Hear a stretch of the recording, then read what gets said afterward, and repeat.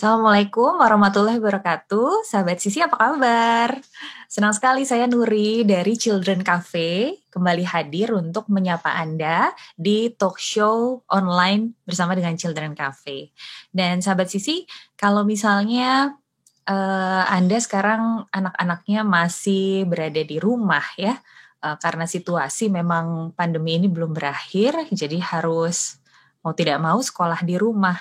Nah, mungkin kalau buat Anda yang punya anak SD, SMP sampai dengan SMA itu sudah lebih mudah ya untuk menyesuaikan diri, karena pastinya program-program dari guru-gurunya di sekolah itu juga tugas-tugas dari guru-gurunya juga sudah direncanakan begitu ya. Jadi Anda cukup mendampingi saja pada saat anak belajar. Tapi gimana nih dengan anak-anak yang usianya di bawah 5 tahun? Mulai dari batita gitu ya, sampai kemudian juga anak prasekolah gitu, atau bisa dibilang juga balita. Nah, ini pastinya juga perlu kita di rumah untuk merencanakan berbagai macam kegiatan supaya minat mereka untuk belajar itu tetap ada, walaupun kegiatan sekolah atau datang ke sekolahnya sedang tidak bisa atau sedang diliburkan.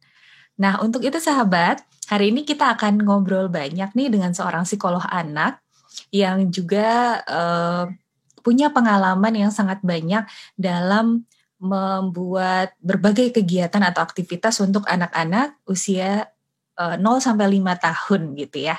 Dan langsung saja kalau gitu saya perkenalkan, ada sahabat saya, ada Citra Lestari, empathy psikolog yang sudah siap nih untuk berbagi dengan kita pada saat ini, pada hari ini. Dan saya perkenalkan dulu sebentar aja. Jadi Mbak Citra ini sekarang domisilinya ada di Jakarta, tepatnya di Pondok Bambu nih, Jakarta Timur. Jadi sahabat Sisi, kalau misalnya Anda dekat di sana dan memerlukan bantuan psikolog, boleh nih nanti datang ke Mbak Citra ya. Dan saya sama Mbak Citra ini sama-sama mengenyam pendidikan di Fakultas Psikologi Universitas Pajajaran untuk program magisternya. Namun untuk program sarjana psikologinya, beliau ini adalah lulusan dari Universitas Kristen Maranatha, masih di Bandung ya. Nanti kita tanya ya, kenapa sih cinta banget sama Bandung gitu kalau untuk urusan pendidikan. Oke, dan pengalamannya juga atau ilmunya juga nggak main-main, sahabat Sisi, karena selain mengenyam pendidikan di bidang psikologi, Mbak Citra juga mempunyai beberapa sertifikasi internasional. Ini terutama yang menarik sekali buat kami adalah yang berkaitan dengan movement. Jadi beliau ini adalah instruktur dari movement based learning, dan beliau juga mendapatkan sertifikasi internasional Brain Gym for Special Need Children, dan juga mengikuti Rhythmic Movement Training mulai level 1 sampai dengan level 3. Nanti kalau misalnya kita ada waktu, nanti kita bisa tanya lebih lanjut tentang hal ini. Kalau aktivitasnya apa? Nah, ini mungkin Anda sudah lihat ya di belakang Mbak Citra, ada ada logo Rumah Bermain Lestari. Ini sekalian kita sapa, dari tadi belum kedengeran suaranya ya. Assalamualaikum, Mbak Citra. Waalaikumsalam Teh Nuri. Sehat ya? Ya? Iya, nggak apa-apa. Sehat ya? Alhamdulillah sehat. Alhamdulillah. Mau dong aku diceritain sedikit Rumah Bermain Lestari itu apa sih? Jadi Rumah Bermain Lestari itu sebetulnya adalah kelompok bermain. Kelompok bermain tempat pendidikan yang bukan formal ya. Soalnya suka banget orang tua tuh bertanya, ini tuh sekolah ya, gitu kan? Enggak, jawaban saya enggak. enggak. Ini adalah memang kelompok bermain yang dibuat untuk anak usia 18 bulan sampai dengan 4-5 tahun, pokoknya kayak pra-TK gitu. Jadi kenapa rumah bermain ini bisa ada? Karena melihat kebutuhan di masyarakat sekitar tadinya. Jadi ternyata di lingkungan sekitar itu banyak sekali orang tua yang bingung nih, anaknya mau dikasih aktivitas apa ya?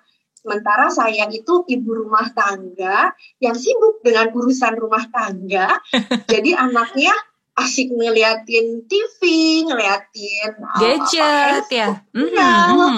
Terus akhirnya kendalanya adalah sulit bersosialisasi dan jadi telat bicara gitu kan. Nah, karena fenomena itu yang ada di lingkungan kita, akhirnya jadilah si Rumah Bermain Lestari ini, yang awal mulanya sih dari keponakan sendiri. Kemudian sekarang menyebar ya ke anak-anak di sekitar rumah juga ya. Oke. Seru banget kayaknya Mbak Citra. Nanti kita akan bahas nih tentang kegiatan-kegiatannya. Tapi tentu saja untuk memberikan inspirasi ya dan ide. Tadi seperti yang udah kita bicarakan di awal. Gimana nih orang tua yang punya anak usianya kurang dari 5 tahun. Banyak aktivitas yang rasanya kok dari kalau kita lihat itu aja gitu ya, tadi seperti disebutkan Mbak Citra, cuma nonton, cuma lihat HP gitu dan sebagainya. Jadi ternyata banyak ya aktivitas lain yang bisa kita berikan kepada anak untuk stimulasi ya Mbak Citra. Iya betul. Jadi ternyata memang kadang kita tuh orang tua, orang dewasa tuh suka tidak menyadari bahwa hal sederhana yang dilakukan anak atau pemberian kesempatan sederhana yang diberikan kepada anak itu pun bisa menstimulasi aspek atau area perkembangannya dia gitu loh. Seperti itu. Jadi mungkin seringkali bayangan para orang tua gitu ya, yang namanya menstimulasi atau nggak bermainan yang yang edukatif gitu kan, itu tuh harus materialnya tuh harus dibeli, terus harganya kan juga mahal, iya gitu kan. Jadi terkadang itu mungkin juga jadi salah satu pertimbangan ya. Terus jadi ini harusnya mainnya apa sih gitu, saya nggak punya permainan ini, nggak punya permainan itu. Tunggu dulu, jadi sebenarnya kita tuh bisa banget manfaatin barang-barang yang ada di rumah.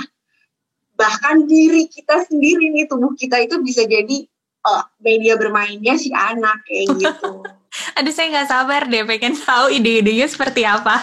Tapi mungkin begini Mbak Citra, kita awali aja dulu dengan sedikit penjelasan kali ya. Nggak usah teoritis banget. Tapi kenapa sih pada dasarnya anak-anak itu butuh banyak aktivitas dan butuh banyak bergerak? Kenapa nih Mbak Citra? Oke. Jadi sebenarnya tuh kan kita terlahir itu memiliki neuron-neuron banyak sekali ya di dalam otak kita itu, miliaran neuron. Yang mana neuron itu nanti akan membentuk suatu hubungan atau jaringan gitu ya, yang saling terkoneksi. Yang mana itu bisa terkoneksinya melalui pengalaman gerak dan input yang didapat dari si indera kita.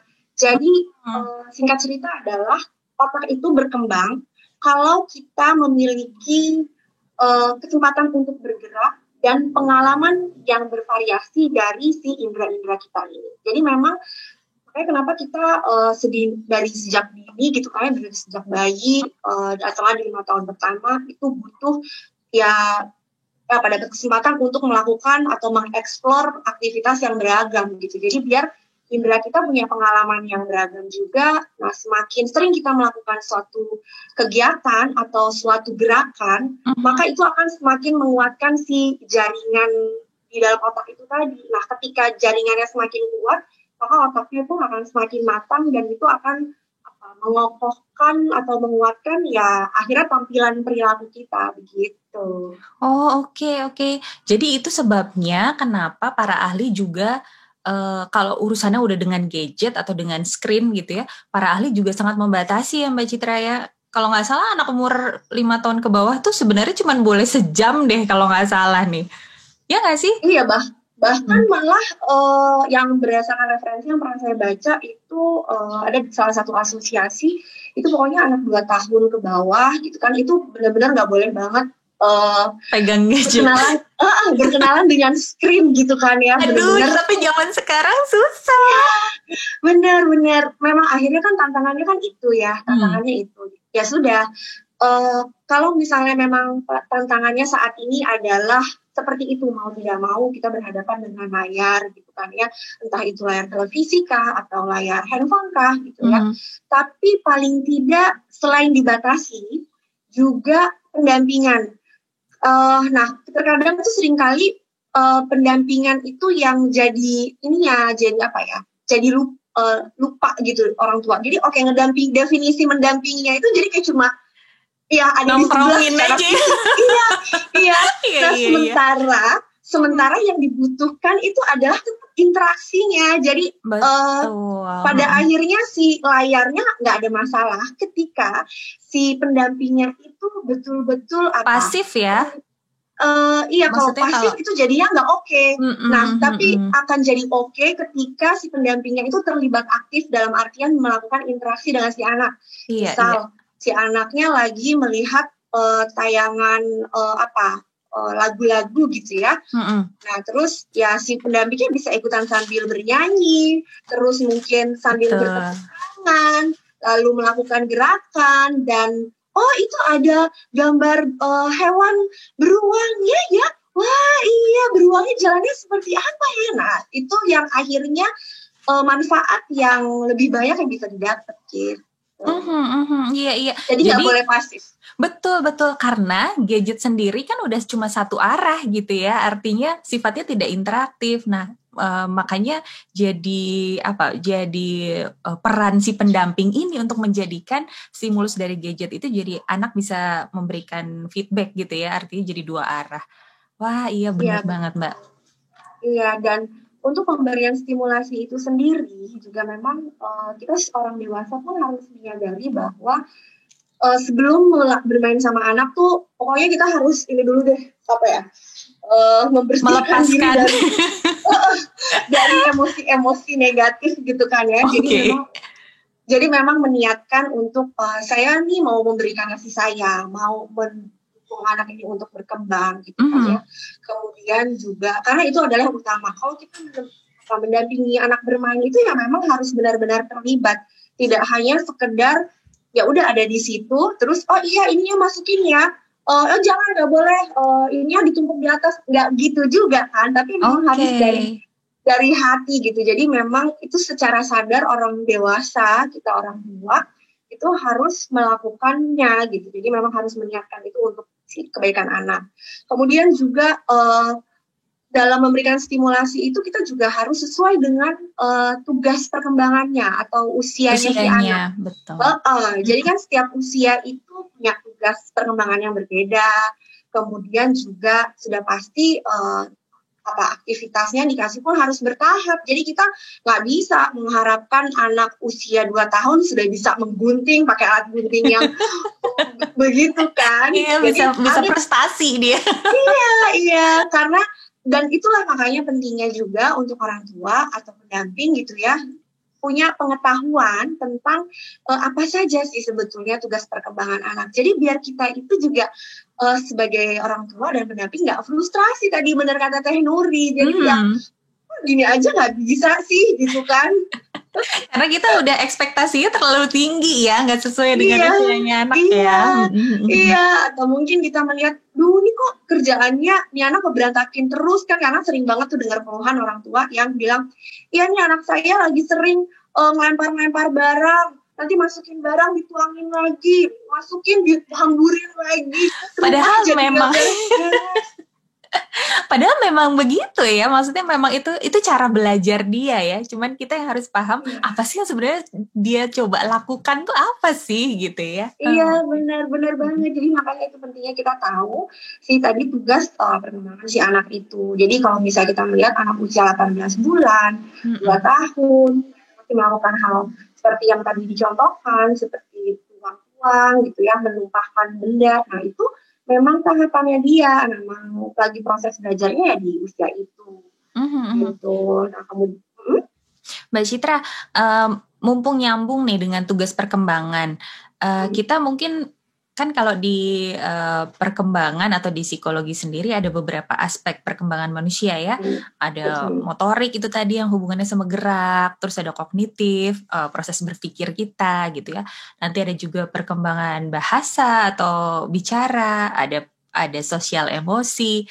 Nah, gimana nih supaya viewers kita juga nggak terlalu banyak informasi, kita bagi dua nih Mbak Citra. Jadi sekarang kita bahas dulu tentang perkembangan motorik sama kognitif. Setuju nggak?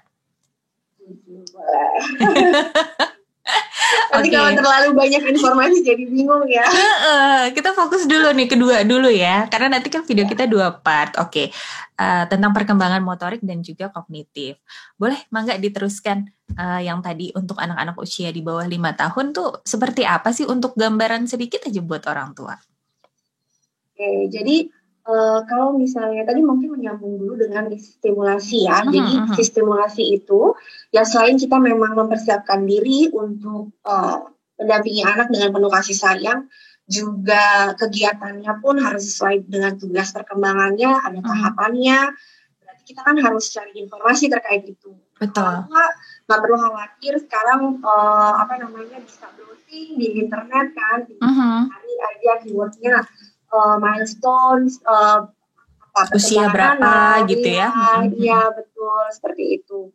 Nah itu bisa dicari. Nah kemudian setelah itu juga di dalam memberikan stimulasi juga kita tuh perilakunya pun harus baik, karena ya itu tadi, anak itu kan di bawah 5-6 tahun itu kan mereka tuh masih seperti sponge ya, yang mana menyerap banget, meniru lah. Betul. Jadi memang kita harus secara sadar itu mempertimbangkan segala bentuk perilaku yang akan kita tampilkan ke si anak. Jadi memang perilaku kita, tutur kata kita pun harus baik gitu ya, biar anak pun meniru yang baik-baik gitu. Jadi memang ya sekarang kan lagi trennya mindfulness parenting gitu ya. Betul. Jadi memang secara sadar kan. Nah itu memang benar gitu ya. Jadi memang harus secara sadar. Lalu ya tadi yang untuk stimulasi itu seperti itu. Kemudian lalu jadi menyambung lagi ke pertanyaan Teh Nuri. Jadi sebenarnya untuk anak usia 5 tahun itu seperti apa? 5 tahun ke bawah. Untuk aspek motorik dan kognitif ya berarti sekarang. Nah motorik itu ada motorik kasar dan motorik halus. Nah, motorik kasar itu ya sudah pasti yang berhubungan dengan otot-otot besar. Otot-otot besar itu apa sih sebetulnya? Pokoknya otot-otot besar itu yang hubungannya tuh dengan kayak anak berdiri, kemudian berjalan, berlari, memanjat, merangkak, dan lain sebagainya. Melompat juga, lempar juga. Nah, kemudian kalau motorik halus itu hubungannya dengan otot-otot kecil. Dan di dalam otot kecil itu juga ada fungsi koordinasi yang lebih jadi butuh koordinasi yang lebih akurat juga gitu ya. Jadi seperti misalnya gerakan mata gitu ya, mengamati sesuatu, kemudian juga menjemput, menulis nantinya untuk persiapan masuk sekolah. Menggunting itu tadi juga termasuk ya. Menggunting, merobek. Nah, bahkan merobek kertas itu tuh ada manfaatnya loh. Jadi kita tuh nganggap itu remeh ya. Iya.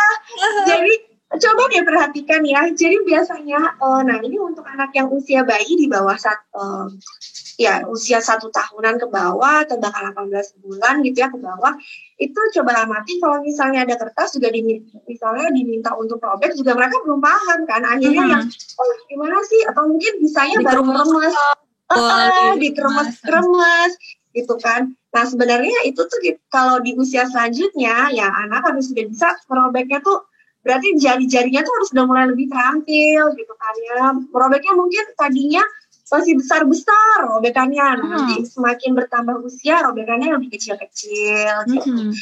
Nah, bukan hanya latihan merobek itu bukan hanya di kertas, tapi bisa roti tawar. Bener nggak? Bener, bagus loh idenya loh. Walaupun emaknya mungkin, aduh jangan dong, kok malah dimainin sih makanan gitu ya. Kadang-kadang orang tua tuh kan persepsinya beda ya. Kadang-kadang kita tuh memaknainya dia bukan lagi belajar tapi lagi merusak benda misalnya atau apa. Ya nggak sih Mbak Citra? Iya benar. Jadi roti tawar kadang kita misalnya ya udah kasih aja, misalnya cuma lagi snack time ya di rumah sekitar jam 10 atau sore gitu kan ya, lagi waktunya ngemil ya udah kasih aja roti tawarnya atau bolunya gitu kan. Bolunya nanti dicimit-cimit tuh kan, dijemput-jemput. Nah itu latihan pengamatan, kemudian motorik halusnya, bagaimana anak menjemput tapi tidak mengambil, meremas semua roti atau gitu. Nah, Itu untuk motorik halus yang di tangan. Belum lagi untuk area mulutnya kan, nanti ketika dia mengunyah gitu kan, kasihlah tuh teksturnya yang bervariasi, mau dari roti, bolu, atau crackers Betul. gitu. Jadi waktu yang tampak waktu snack time yang tampaknya ya udah itu tuh nggak ada kayak belajarnya gitu ya, itu sebenarnya ada. Jadi belajarnya ya itu tadi, kita kasih aja makanannya gitu. Mungkin bisa juga dengan anak belajar, anak usia 2 tahun itu kan belajar menyendok ya. Itu juga kasihlah sendoknya, kasihlah garpunya. Iya, betul. Kalau mereka masih yang berarti ya. Kalau mereka masih yang nggak paham nih, awal kan acak-acak out-outin. Nah terus ya udah kita kasihlah tangan kita. Oh adek, ini gini loh pakainya. Sendok kita dulu kan dari belakang, ajarin gitu. Jadi jangan selalu disuapin ya Bun. Iya betul. Suruh anak makan sendiri ya.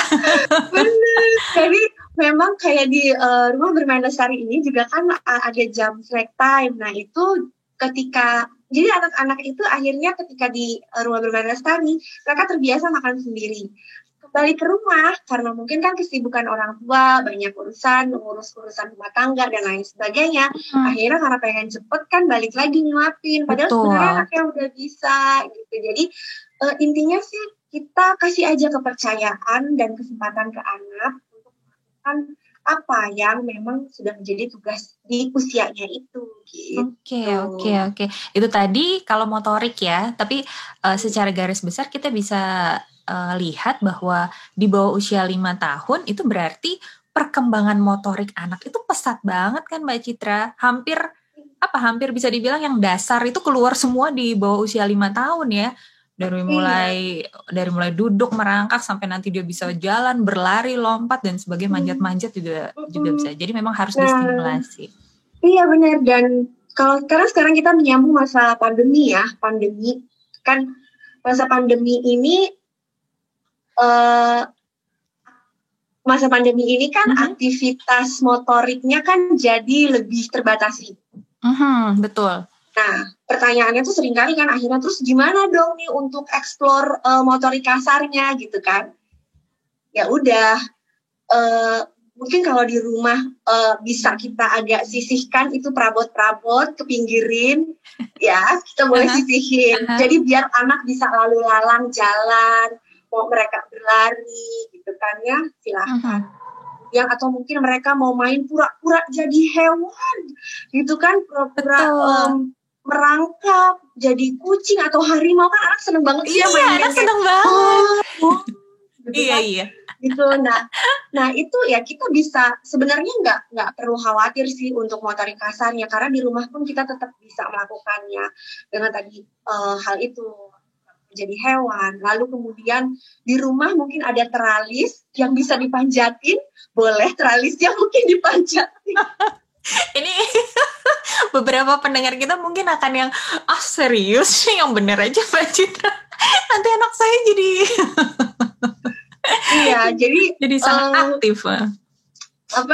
Ya tentu saja dengan pengawasan gitu ya, tentu saja dengan waktu. Jadi kan kita makanya perlu membuat kayak rutinitas harian gitu ya. Jadi kapan anak mungkin bisa main yang seperti itu. Jadi anak tetap tahu kapan mereka bisa melakukan hal-hal tersebut gitu loh. Jadi tetap ada kontrolnya. Jadi kalau pun tadi yang memanjat itu bisa aja kan kita tadi kombinasikan dengan naruh mainan misalnya mereka punya mainan pesawat atau burung-burungan gitu ya, kita taruh ayo ambil ya buat latihan aja, buat penguatan otot lengan, kaki, tulang belakang gitu kan. Gitu. Jadi memang memang nggak semua keluarga bisa memberikan kesempatan untuk kayak tadi manjat teralis. Nggak usah manjat teralis deh, manjat bangku atau tangga. Iya benar. Ya gitu. Jadi ya kalau ada barang yang kita taruhnya lebih tinggi gitu ya, misalnya di lemari agak tinggi, nah ya udah kita taruh aja tangga. Sekalian kita kasih dia kesempatan bagaimana, apakah dia paham bagaimana koordinasi tubuhnya untuk memanjat si tangga atau bangku itu gitu kan ya, untuk ambil. Jadi di situ kan juga selain motorik kasarnya, dia juga ibaratnya akalnya juga jalan. Jadi bisa mengganti suatu benda yang tidak sesuai fungsinya, gitu loh. Iya, Jadi iya, betul. misalnya bantal dia tumpuk-tumpuk, dia berusaha ngambil remote TV atau ngambil mainannya dia di atas gitu ya. Jadi kan ya, dan itu bagus ketika mereka naik ke atas tumpukan bantal, ya itu juga latihan keseimbangan buat si anak. Bagaimana kontrol dia terhadap tubuhnya gitu. Jadi iya. banyak. Berarti dia juga sekalian, sebenarnya selain melatih motorik, itu juga sekalian melatih kognitif ya Mbak Citra. Karena kan anak berpikir cari solusi untuk masalahnya dia, ya nggak sih? Jadi dalam satu aktivitas itu sebenarnya tidak hanya satu aspek yang bisa kita stimulasi. Betul sekali.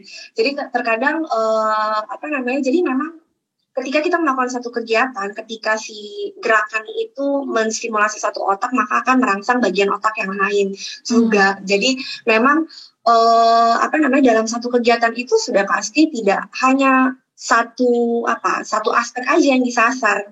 Seperti yang tadi Teh Nuri sampaikan, benar sekali. Jadi dalam aktivitas yang cuma satu nih, misalnya tadi memanjat, nah itu tadi ada pengamatannya juga dia dapat, terus udah gitu motorik kasarnya, kemudian juga belum lagi ternyata setelah dia manjat, ngambil, terus dia main sama saudaranya, sama ibunya. Di situ ada aspek sosialisasi juga, bicara juga, di mana interaksi terjadi gitu.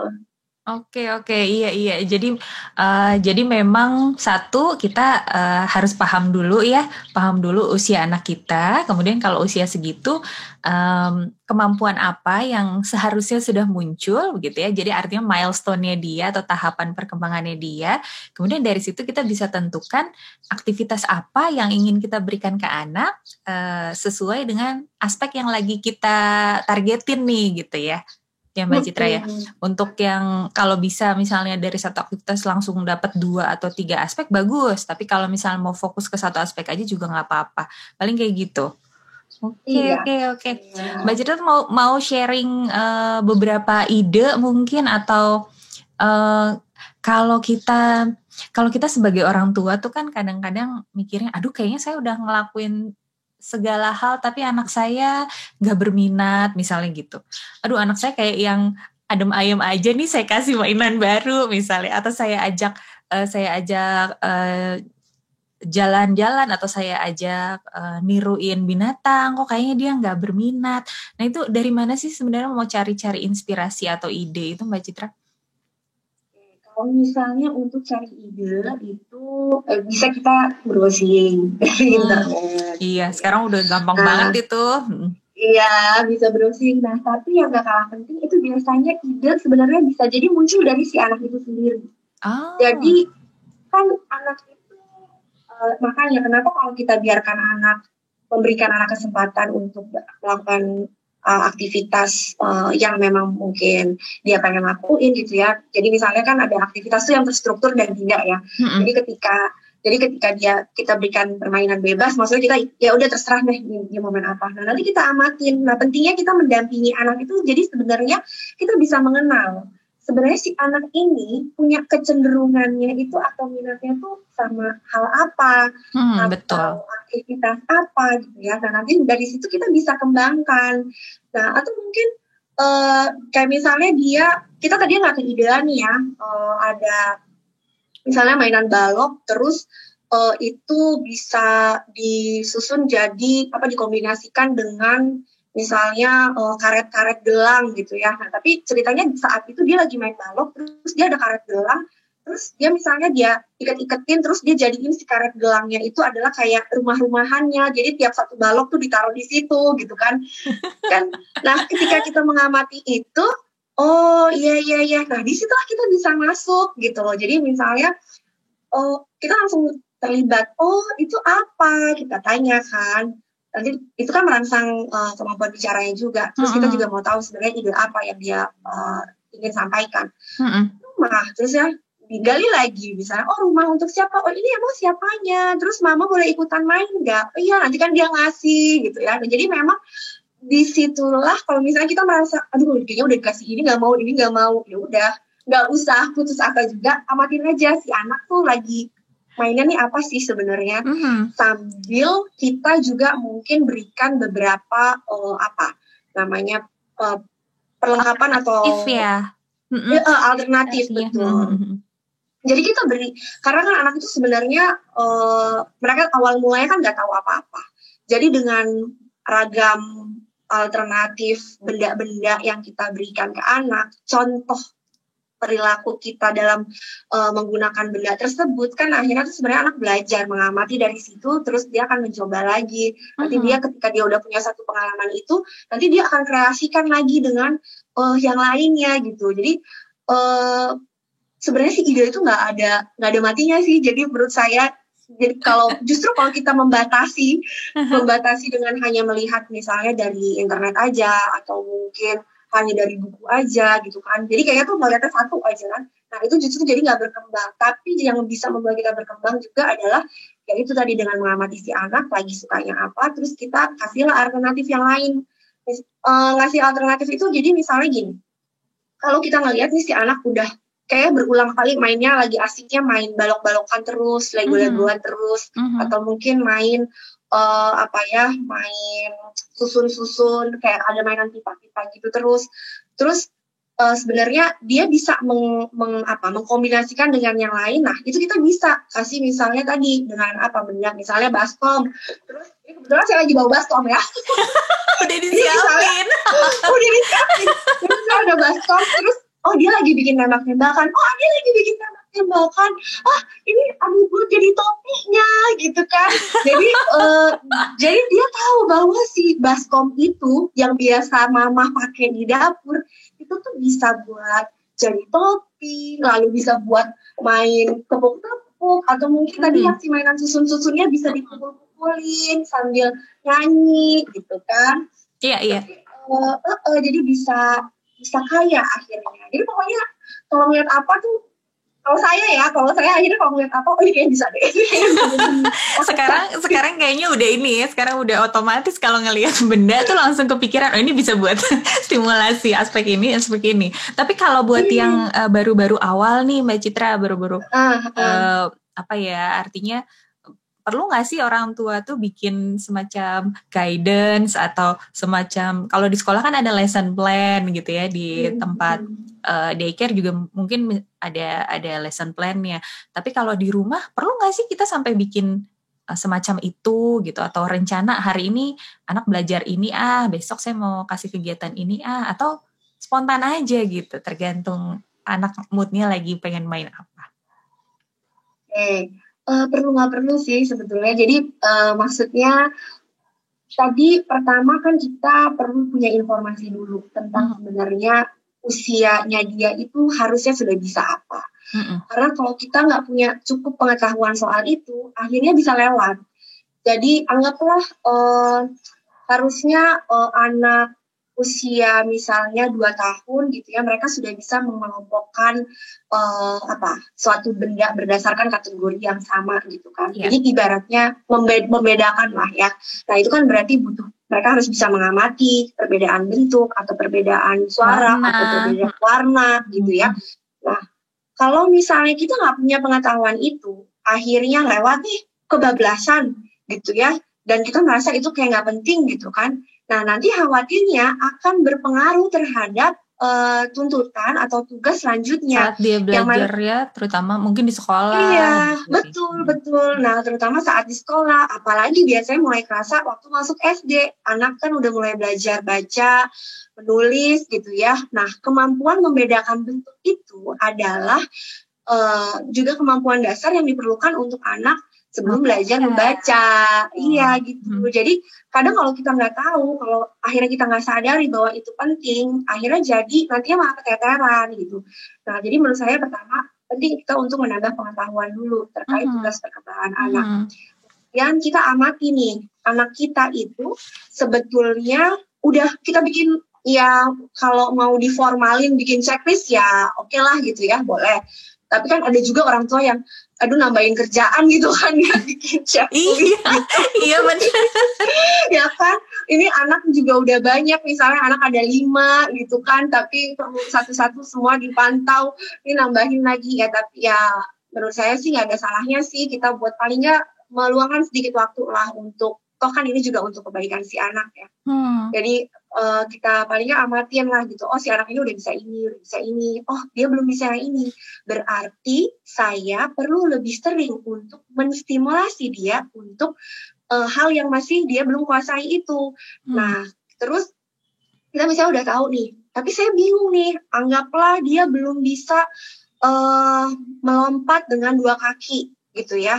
Misalnya kan dia belum bisa melompat 2 kaki. Terus gimana ya cara melompatnya ya? Kan lompat ya udah cuma gitu-gitu aja. Iya. Masa Dek, yuk kita lompat-lompat. Kan nggak gitu juga gitu kan. Nah, boleh deh kita misalnya cari informasi sebenarnya ngajakin anak lompat itu gimana. Atau kalau kita memang perlu bikin rencana tadi, lesson plan-nya tadi, itu juga akan lebih baik sih. Paling nggak kan untuk mengingatkan kita atau membuat kita jadi lebih terstruktur ya berpikirnya gitu. Jadi sebenarnya oke, ini untuk menyasar tujuan ini, berarti si adik nih kita ajakin mainnya, oh bisa jadi pura-pura jadi kodok. Berarti apa ya, biar pura-pura jadi kodok itu kita, oh ini aja deh nanti si karpet-karpet itu, kaset-kaset itu kita jadiin si teratai-teratainya, jadi nanti si adeknya lompat dari satu karpet yang lain. Iya gitu. Karena mungkin pas browsing dia nemuinnya matras berwarna, terus bingung kan di rumah nggak ada matras berwarna. Di rumah nggak ada matras berwarna, terus apa ya? Nggak usah bingung, kita punya kaset kamar mandi di rumah bisa dipakai. Kaset atau mungkin majalah bekas, koran bekas, pokoknya diumpamakan seolah-olah itu ya jadi media belajarnya dia gitu. Jadi kalau kita memang merasa, kan kita yang lebih tahu ya kita itu seperti apa. Kalau kita memang butuh untuk lebih terstruktur dan biar lebih efektif juga proses pemberian stimulasinya, maka lakukanlah tadi yang bikin lesson plan itu. Tapi kalau bisa lah insya Allah gitu kan ya, melakukannya langsung aja spontan, nah itu juga nggak apa-apa sih. Tapi paling tidak kita tahu apa yang mau kita sasar. Gitu. Iya, betul. Jadi ya sebisa mungkin luangkan waktu ya. Misalnya kita adalah ibu bekerja, mungkin ngerasa, aduh susah nih cari waktunya, ya gunakanlah waktu weekend kali ya Mbak Citra.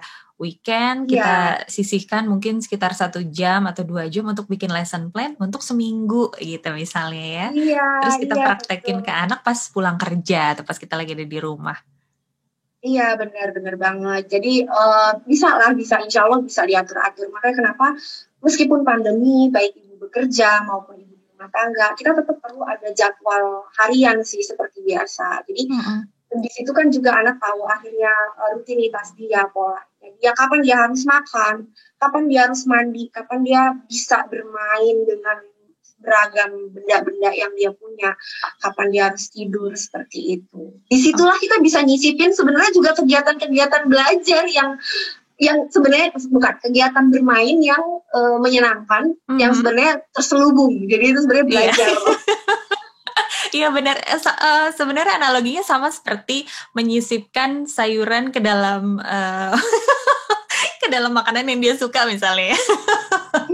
Jadi biar dia mau makan sayur, kita sisipkan aja sayurnya jangan sampai kelihatan gitu.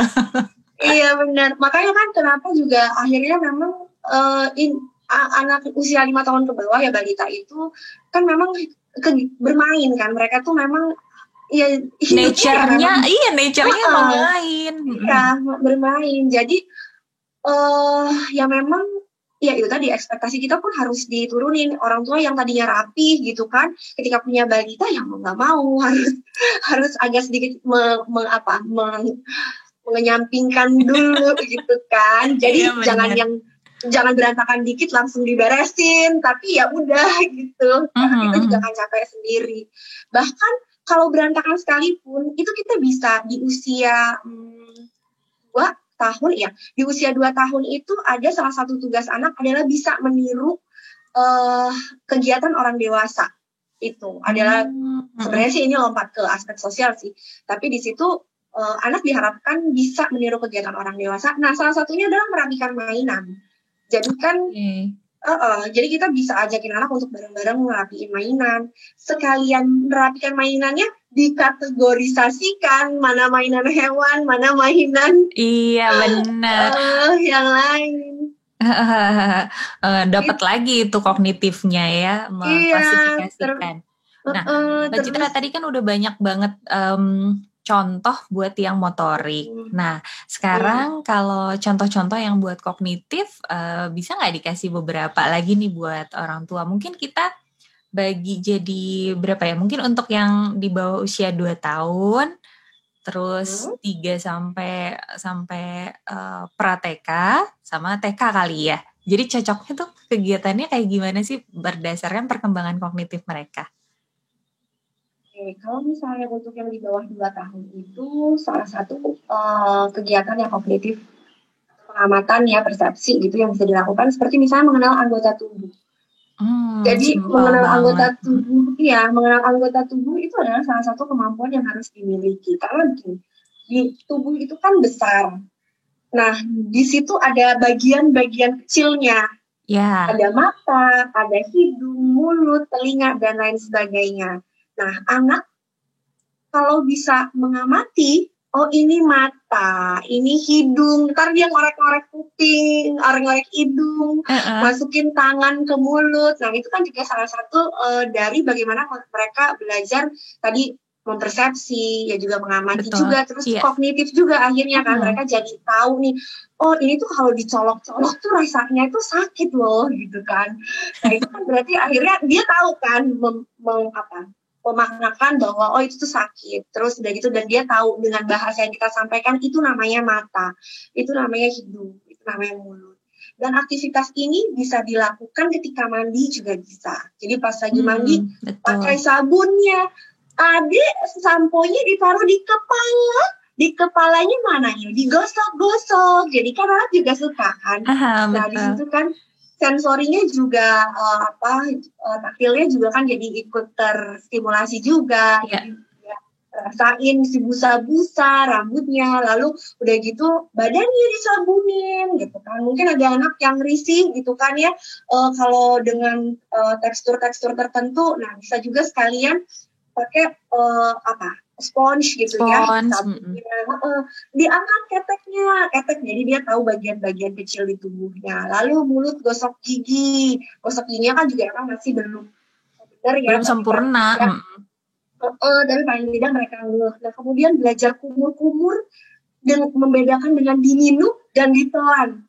Diminum dan ditelan, maksud saya ditelan dan dikeluarkan lagi ya. Nah itu kan juga pengalaman baru, dan itu juga salah satu aspek kognitif juga kan. Jadi dia tahu kalau menelan itu seperti apa, membuang itu seperti apa, dan membedakan air matang dan air yang mentah gitu ya. Jadi kalau minuman biasa dia bisa telan, tapi kalau air mentah dia harus buang gitu. Jadi itu pengalaman yang harus diberikan ke anak. Lalu juga itu tadi mungkin bisa 2 tahun ke bawah, salah satunya ya. Iya. Nah, kemudian bisa juga tadi untuk yang lebih besar itu tadi mengkategorisasi ini saya mungkin bawa kancing-kancing. Nah, kalau di rumah ada kancing-kancing yang udah lepas-lepas gitu ya. Jadi kancing-kancing baju misalnya itu bisa dikumpulin. Kalau nggak mau dipasang lagi bisa dikumpulin. Iya. Jadi kita bisa pisahin nanti, ajakin anaknya buat pisahin mana yang warna, kalau kancing baju biasa kan biasanya cuma putih, abu, coklat gitu ya misalnya. Nah ya udah kita kategorisasiin, pisah-pisahin gitu kan, dikelompokin. Terus kalau kita nggak punya yang warna-warni, nah gitu, nah itu kita bisa lalu pakai si kancing tadi, kemudian pakai misalnya di rumah ada tumpahan beras gitu ya. Misalnya ada tumpahan beras kan sayang ya, mubazir gitu, tapi tuh beras udah kena kecoa gitu misalnya. Udah nggak bisa dimakan lah ya intinya. Gitu kan ya. Ya udah, berasnya kita bisa ajak anak untuk dicuci kan. Terus udah gitu nanti kita bisa warnain, kita kategorisasi warna gitu. Terus nanti bisa juga nanti ya sambil dikombinasiin sama motorik halusnya bisa dituang-tuang gitu kan ya, dipindahin dari satu wadah.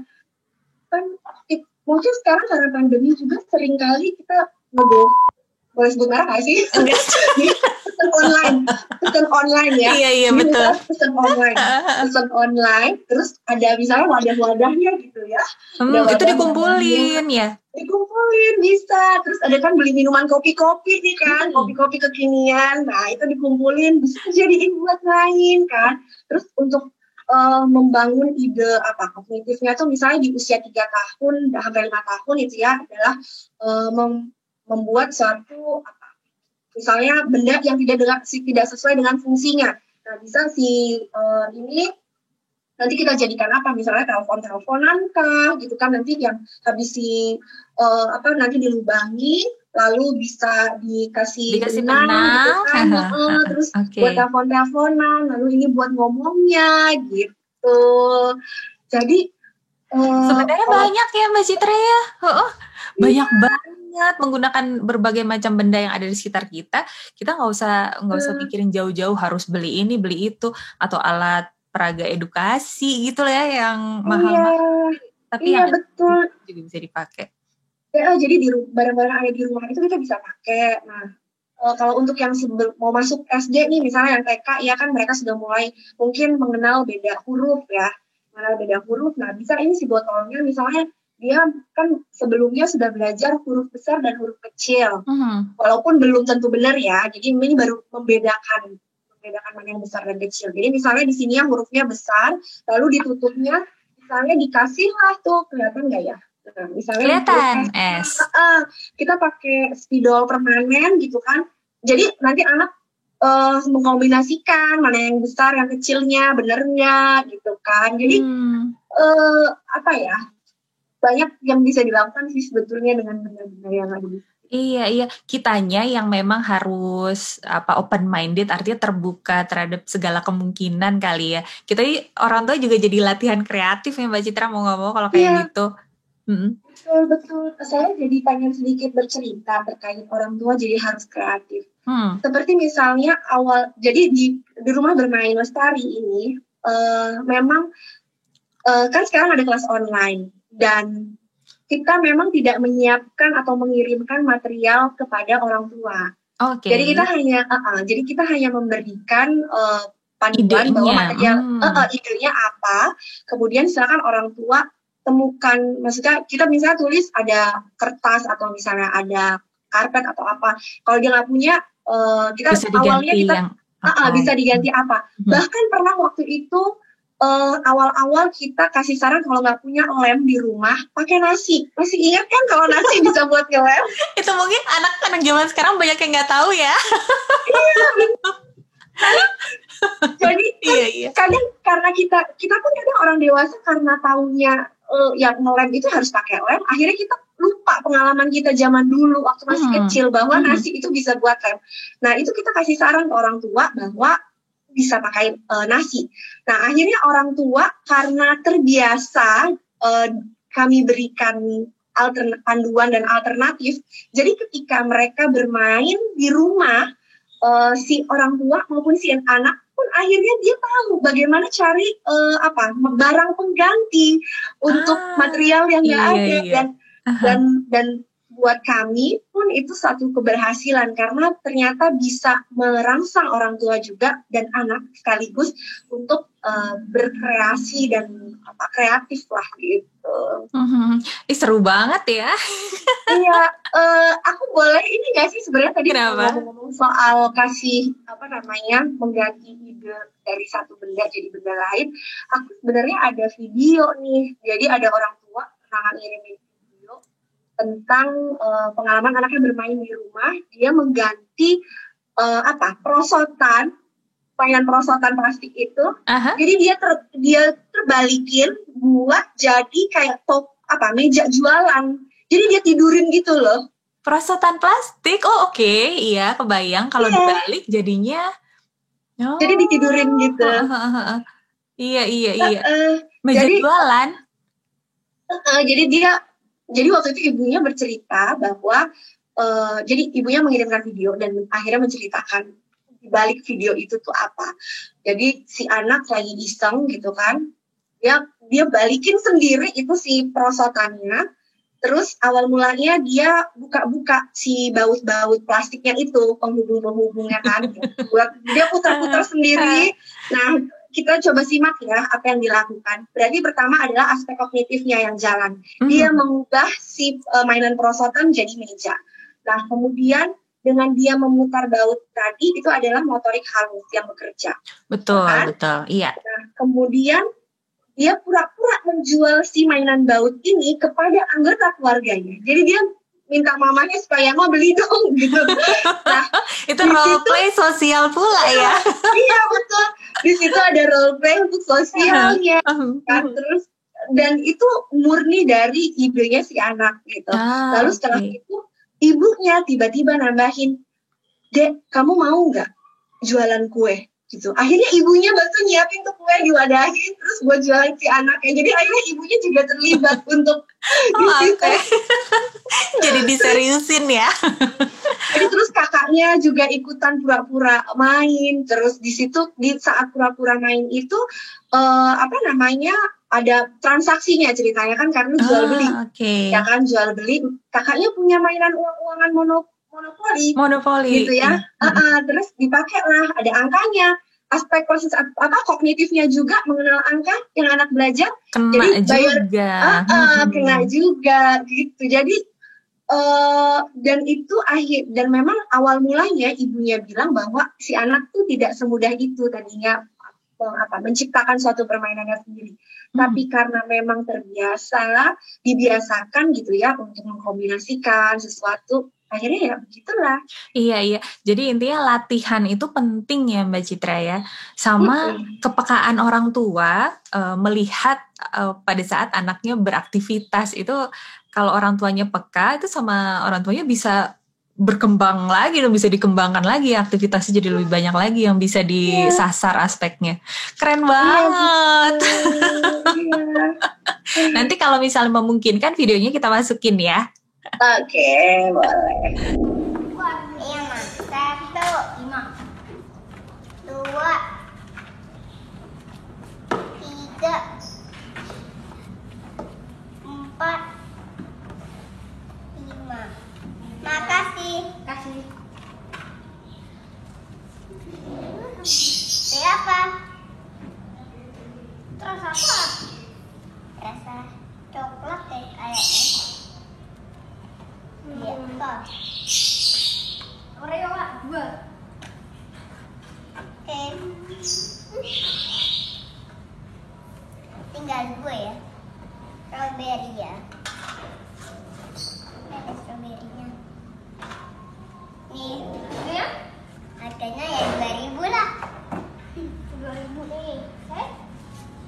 Salah. Masih kalau 2-nya penyek. Oke. Mbak Citra, ini seru banget obrolan kita. Nggak kerasa memang untuk video part 1 kita harus akhiri dulu. Kayaknya udah lumayan banyak nih yang para viewers kita bisa dapatkan, terutama kalau di perkembangan motorik sama kognitif tadi nih sahabat Sisi. Jadi jangan khawatir buat Anda yang punya anak umur 5 tahun, terus Anda 5 tahun ke bawah maksud saya, terus Anda suka kebingungan gitu, aduh aktivitas apa ya yang bisa saya berikan kepada mereka, biar mereka juga nggak bosan, dan biar mereka juga selalu terstimulasi. Nah, tadi sudah ada banyak sekali idenya yang bisa kita cobain, dan Anda juga bisa cari ide-ide lain nih di berbagai sumber lah ya. Bisa secara online, browsing, bisa juga Anda baca buku, bisa ngobrol sama teman-teman, bisa sharing sama orang tua lain ya Mbak Citra ya? Betul sekali. Jadi itu juga penting untuk diingetin. Jadi diskusi atau belajar dari pengalaman orang lain itu juga salah satu hal penting. Tapi perlu diingat dari diskusi itu juga kita tetap harus melihat sebenarnya si anak kita kemampuannya sudah di mana atau masih di mana.